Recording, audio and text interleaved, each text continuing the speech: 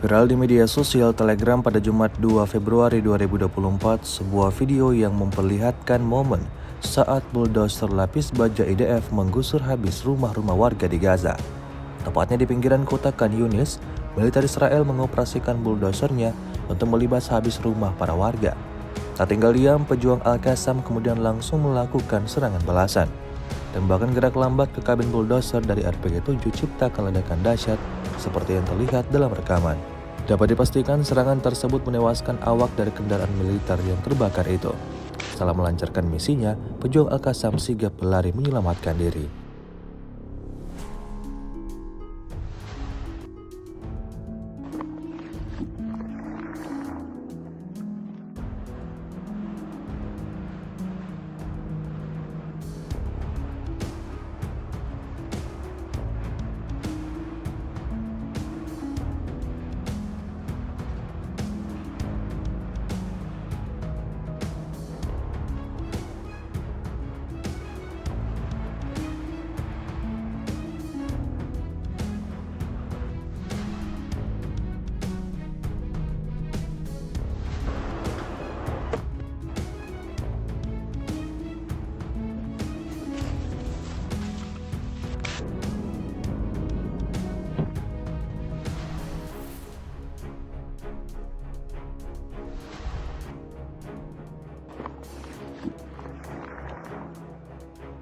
Download Tribun X sekarang, menghadirkan lokal menjadi Indonesia.